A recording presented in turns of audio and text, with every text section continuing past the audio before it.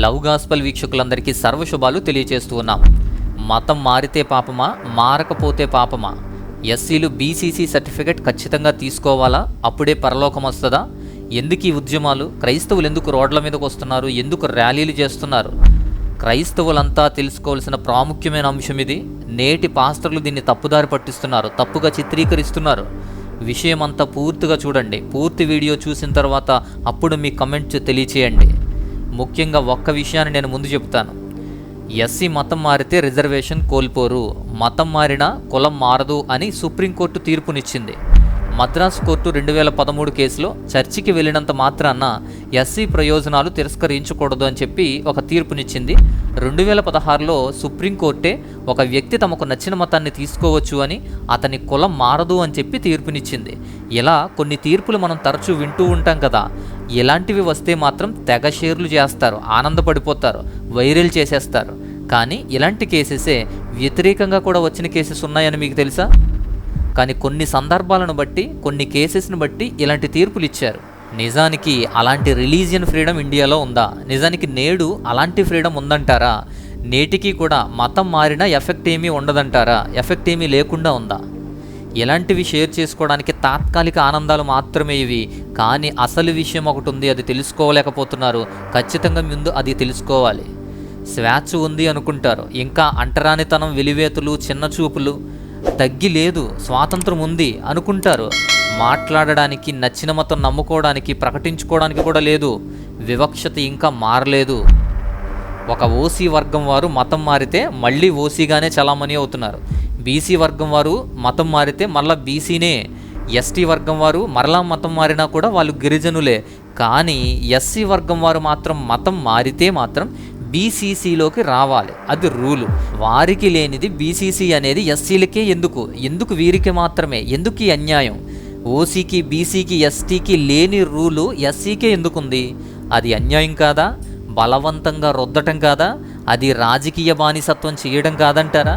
అది బానిసత్వాన్ని చేయడానికి, మార్పును అడ్డుకోవడానికి ఎస్సీ వాళ్ళ మీద చూపించిన కొరడా అది, అన్యాయమైనటువంటి కొరడా అది. కానీ అలాంటి దాన్ని యాక్సెప్ట్ చేసి అందరూ బీసీసీలోకి మారండి అని ప్రకటించడం ఏంటి? అది తెలియక చాలామంది పాస్టర్లు బీసీసీగా మారకపోతే పరలోకం లేదు అని, దేవుడని ఒప్పుకొని బీసీసీగా మారాలి అని, లేకుంటే పాపమని మాట్లాడతారు. కేవలం ఎస్సీ మాత్రమే అలా మారాలా?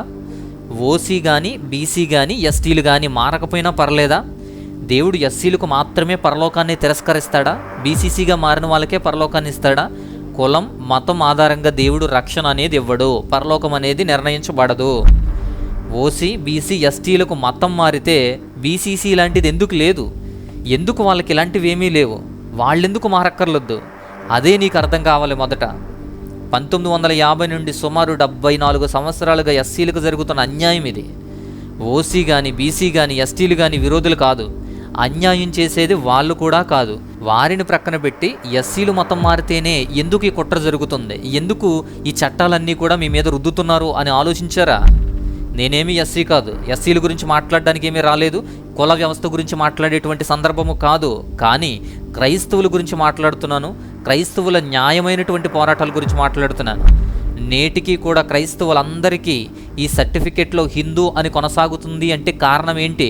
అది వాళ్ళ తప్పు, వాళ్ళ పాపమో కాదు. బలవంతంగా ఒక రాజకీయ ప్రయత్నం, బలవంతంగా ఒక ప్రభుత్వ పథకం మీ మీద ఉంది. ఆ పథకానికి బలైపోయి బలిపశువులుగా తిరుగుతున్నారు మీరు. ఆ కొరడ, ఆ అడ్డు కూడా మీకు ఉన్నంత కాలము కూడా మీకు మత స్వేచ్ఛ ఉండదు. మత స్వేచ్ఛతో పాటు ఇతర స్వేచ్ఛ కూడా ఉండదు. ఒక ఓసీ నేను క్రైస్తవుడును, బీసీసీ ఇవ్వమంటే ఎవరు? కనీసం క్రైస్తవులుగా ఏదో ఒకటి ఇవ్వమన్నా కూడా ఇవ్వడానికి లేదు. ఒక బీసీ నేను క్రైస్తవుడును, నాకు బీసీసీ ఇవ్వమంటే ఎవరు? కనీసం నాకు క్రైస్తవుడిగా ఏదోటి ఇవ్వండి అన్నా కూడా వారికి ఇవ్వడానికి ఏమీ లేదు. వాళ్ళు మారినా మారకపోయినా రిజర్వేషన్ వర్తిస్తుంది. కానీ ఎస్సీలు మాత్రం రిజర్వేషన్లు కోల్పోవాలి. ముస్లింలలో మారినా కూడా, ముస్లింలలో మతం మారినా కూడా వారికి ఏం లేదు. ఉదాహరణకి బీసీబీలో ఉన్నటువంటి దూదేకుల కులం చూడండి. మేము ముస్లిమ్స్రా బాబు, మేము ముస్లిమ్స్ అని చెప్పి వాళ్ళు మొత్తుకుంటున్నారు. మమ్మల్ని బీసీఈలోకి చేర్చండి, బీసీఈ ముస్లిమ్స్గా మమ్మల్ని చేర్చండి అని మొత్తుకుంటున్నారు. ఎన్నాళ్ళ నుండి ఉద్యమాలు కూడా చేస్తున్నారు, కానీ వాళ్ళని చేర్చుకోవటం లేదు. అలా కోరుకున్న వాళ్ళకి లేదు, కానీ అవసరం లేని కోరుకోని ఎస్సీల మీద మాత్రం అలాంటి రాజకీయ ఒత్తిడితో ఒక చట్టాన్ని మీ మీద రుద్దుతున్నారని మీకు తెలుసా? మిగతా వాళ్ళు మారినా మారకపోయినా చలామణి అవుతున్నారు. ఎస్సీలు మాత్రం క్రైస్తవులు అవ్వకూడదట, క్రైస్తవులు అవ్వడానికి లేదట.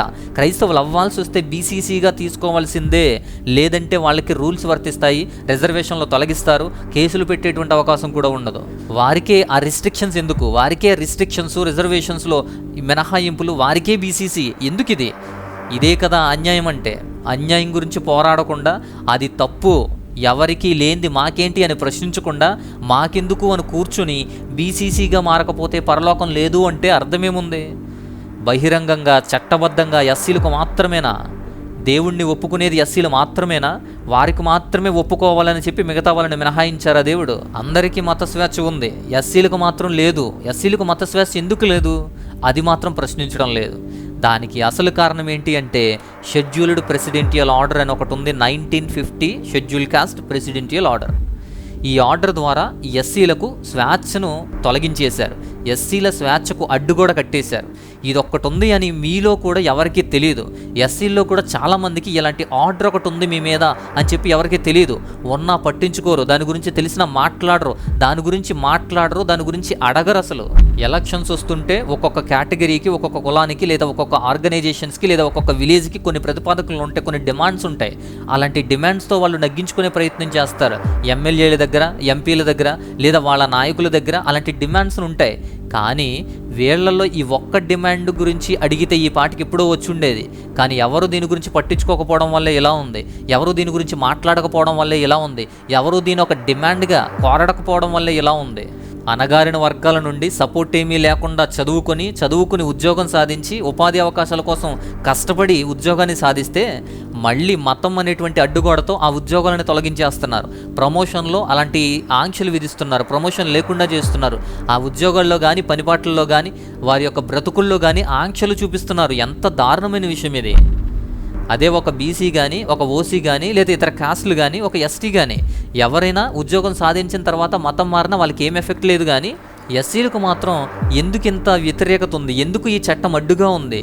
మళ్ళీ దీన్ని రిజర్వేషన్స్తో లింక్ పెడతారు. రిజర్వేషన్కి మతానికి అసలు లింక్ ఉందా? రిజర్వేషన్కి లింక్ చేసి మతాన్ని రుద్దేశారు ఎస్సీల మీద. రాజ్యాంగం ప్రకారం మొదట్లో సామాజికంగాను, విద్యాపరంగాను వివక్షకు గురైనటువంటి అణగారిన, వెనకబడిన వర్గాలకు ప్రభుత్వం ఉద్యోగాలలో కానీ, ప్రభుత్వ విద్యా సంస్థల్లో కానీ సరైన ప్రాతినిధ్యం కల్పించడానికి, వీరికి అవకాశం ఇవ్వడానికి రిజర్వేషన్లు ఇచ్చారు. ఎస్సీ ఎస్టీలకు రాజ్యాంగం అమలు నుండి రిజర్వేషన్లు ఇస్తున్నారు. రాజ్యాంగంలోని ఆర్టికల్ 15, ఆర్టికల్ 16లో ప్రాతినిధ్యం ఇవ్వమని, ఎస్సీ ఎస్టీలకు, అణగారిన వర్గాలకి కుల, మత, జాతి, లింగ వివక్షత లేకుండా వాళ్ళకి అవకాశాలు ఇవ్వమని చెప్తారు. అలాగే పార్లమెంటు, అసెంబ్లీ స్థానాల్లో కూడా జనాభా ప్రాతిపదికన కేటాయించాలని చెప్పి ఆర్టికల్ 330, 332 ప్రకారం వారికి స్థానాలు కల్పించడం గురించి, ఆ రిజర్వేషన్ల గురించి ఉంటుంది. పంచాయతీ అండ్ మున్సిపాలిటీలలో కూడా ఎస్సీ ఎస్టీలకు జనాభా ప్రాతిపదికన సీట్లు కేటాయించడానికి అవకాశాన్ని కల్పించారు. ఇందులో ఎక్కడా కూడా మతం ఆధారంగా అని లేదు, హిందువులకు మాత్రమే అని లేదు. చాలామంది అదే భయపడుతున్నారు, నేడు విర్రవీగిపోతున్నారు. ఎలా అంటే హిందువులకు మాత్రమే రిజర్వేషన్లు, హిందువులకు మాత్రమే. అలానే రాజ్యాంగంలో ఒక్క చోట కూడా లేదు. బట్ నేడు హిందువులకి అనుకుంటున్నారు. ఆర్టికల్ నెంబర్ 15 చెప్పేది అదే, 16 చెప్పేది అదే. కుల, మత, వర్గ, లింగ భేదాలు లేకుండా ఆర్టికల్ స్టార్ట్ అవుతుంది అక్కడ. అలా ఆ భేదాలు లేకుండా ఇవ్వమని చెప్తుంది అక్కడ రాజ్యాంగంలో. అంతేగాని హిందూ మతంకి మాత్రమే అని ఎక్కడ లేదు. రాజ్యాంగంలో అలా మతం ద్వారా ఇవ్వలేదు. మరి మతం ఎక్కడి నుంచి వచ్చింది అంటే ఒకే ఒక చట్టం మిమ్మల్ని అడ్డుగోడ కట్టేసి మిమ్మల్ని బానిసలుగా చేసేసింది. ఆ చట్టమే 1950 ఈ ఎస్సీ ప్రెసిడెన్షియల్ ఆర్డర్ ప్రకారంగానే మార్చేశారు. హిందూ కులాల వారికి మాత్రమే ఎస్సీ అని చెప్పి ఎస్సీలని హిందువుల్లోకి తీసుకొచ్చారు. అప్పటి వరకు హిందువులు కాదు, దేవాలయ ప్రవేశాలు లేవు, వాళ్ళకి అర్హతలు లేవు, పూజార్హతలు కానీ, ప్రవేశాలు కానీ లేవు, హిందువులుగా కనీసం చూడలేదు, అస్పృశ్యతలోనే ఉన్నారు. అస్పృశ్యత అనుభవించేటువంటి ఎస్సీ వర్గం ఒకేసారి వారి వ్యాప్తిని ఆపడానికి, వారి ఎదుగుదలను ఆపడానికి, వారి కన్వర్జన్లను ఆపడానికి ఒకేసారి హిందువులు అని చెప్పడం అనేది ఆశ్చర్యం. ఇక్కడ క్రైస్తవ్యంలోకి వాళ్ళు మారకుండా రిజర్వేషన్లు అడ్డుపెట్టి ఎస్సీ కేటగిరీ కోల్పోతారని చెప్పి వారికి చెప్పి అడ్డుపెట్టి వారిని హిందువులు అన్నారు. ఇప్పటి వరకు మతం ఆధారంగా లేని విషయాన్ని ఇప్పుడు మతంలోకి ముడిపెట్టేశారు.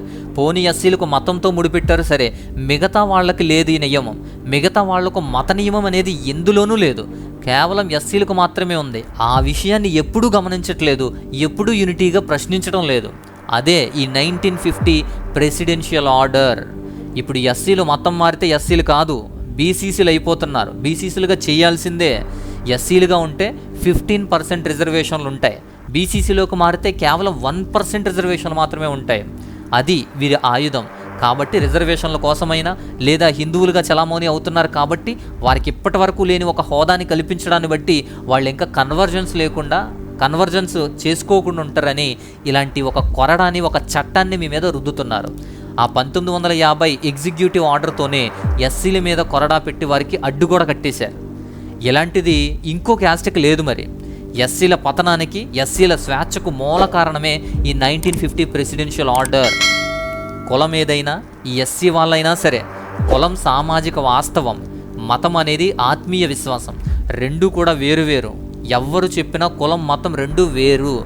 మతం మారినంత మాత్రాన్న ధనికుడైపోలేడు, మతం మారినంత మాత్రాన్న పరాయి దేశం ఏమీ వెళ్ళిపోడు, మతం మారినంత మాత్రాన్న ఆస్తులు అంతస్తులేమీ రావు, మతం మారినంత మాత్రాన్న వారి సామాజిక స్థితిగతులు మారవు.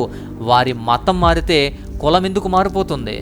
వారు మతం మారినంత మాత్రాన ఈ సామాజిక పరిస్థితులు, అంటరానితనం, వారి వెలివేతలు, అస్పృశ్యత, వారి జీవన విధానం అన్నీ మారిపోతాయా? మారవు. అలాంటిది మతం మారితే కులం ఎందుకు మార్చుకోవాలో తెలియటం లేదు. కులంలో పుట్టిన తర్వాత, ఒక కులం నుంచి వచ్చిన తర్వాత ఆ కులాన్ని మార్చగలిగే శక్తి ఏదైనా ఉందా హిందుత్వంలో అంటే లేదు. అది క్రైస్తవ్యం ఒక్కటే. కాబట్టి క్రైస్తవ్యం నుంచి బీసీసీలుగా మారిపోవాలి, మీకు ఎస్సీ హోదా ఉండదని భయపెడుతూ ఈ చట్టాన్ని తీసుకొచ్చారు. వివక్ష మారదు, వెనుకబాటుతనం మారదు.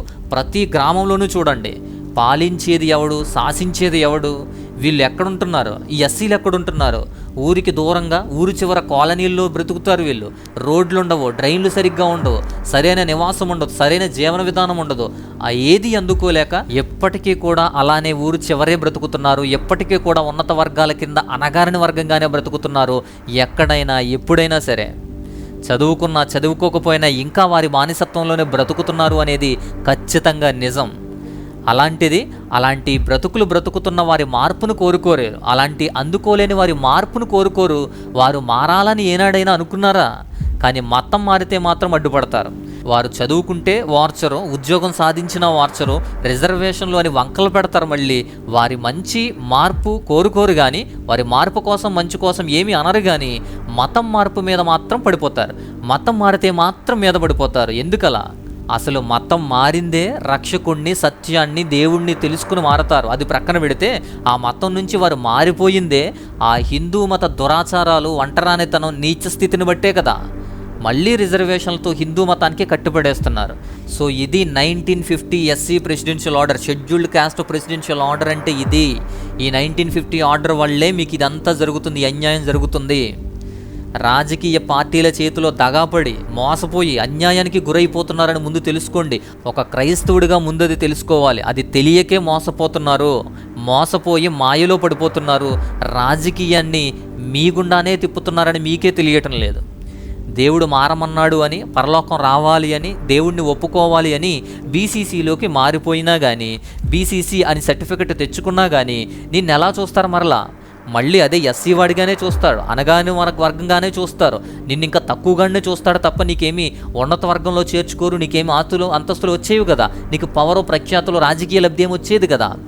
అదే కాలనీలోనే బ్రతుకుతావు, అదే ఎస్సీ వాడిగానే బ్రతుకుతావు లోకం దృష్టిలో. మళ్ళీ లోకం దృష్టిలో మరలా సామాజిక పరంగా కూడా ఇంకా నువ్వు అంటరాని వాడివే కదా, ఇంకా తక్కువ కాస్ట్ వాడివే కదా, ఇంకా అర్ణగారిన వాడివే కదా. అలాంటప్పుడు ఇంకా మార్పు ఏముంది? సామాజిక మార్పే లేనప్పుడు ఈ మార్పు దేనికి? ఇది చట్టబద్ధంగాను, సామాజికంగాను ఒక మార్పు కావాలి అని చెప్పి పెట్టినటువంటి చట్టాన్ని బైబిల్కి, క్రైస్తవులకి, పరలోకానికి లింక్ పెట్టి బీసీసీలుగా మారిపోండి అనడం ఎంత విచిత్రంగా ఉందో ఆలోచించండి. ఇది చట్టబద్ధమైనది, సామాజిక పరమైనటువంటి విషయం. ఇది సామాజికంగా నీకు మార్పే లేనప్పుడు, నువ్వు బీసీసీ తీసుకున్నా కూడా నిన్ను అలా చూడనప్పుడు, నీకు మార్పు జరగనప్పుడు ఇక దేనికి ఉపయోగం? సామాజిక పరమైనది ఇది. మళ్ళీ లోకం దృష్టిలో ఎస్సీలంటే క్రైస్తవులు, క్రైస్తవులంటే ఎస్సీలు అనే నానుడు ఉంది. అలాంటప్పుడు మళ్ళీ బీసీసీ ఎందుకు? ఎస్సీ ఉన్నా బీసీసీ ఉన్నా నీకేం గౌరవం రావడం లేదు, రెండూ ఒకటే. కాకుంటే రిజర్వేషన్ హక్కులు తీసేస్తారు, మతం అనేటువంటి ఆంక్షలు పెడతారు. అలా అని మతం మారి బీసీసీకి వెళ్ళిపోయారు అంటే, బీసీసీగా మారారు అంటే మీ మీద లేదా మిమ్మల్ని ఎన్ని అఘాయిత్యాలు చేసినా, ఎన్ని అవమానాలు చేసినా, ఎన్ని దాడులు చేసినా కూడా మీరు అట్రాసిటీ కేసులు పెట్టలేరు. మీకు అట్రాసిటీ అనే బలం ఉందని మీకే తెలియటం లేదు. ఆ బలం గురించి వాళ్ళు భయపడి ఇలాంటి కేసులు పెడుతున్నారు, ఇలాంటి చట్టాలు మీ మీద రుద్దుతున్నారు. అదే వారికి కావాల్సిన మెయిన్ పాయింట్.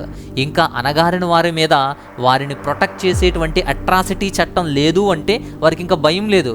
విచ్చలవిడిగా వాళ్ళు ధైర్యంగానే చేస్తారు అవన్నీ.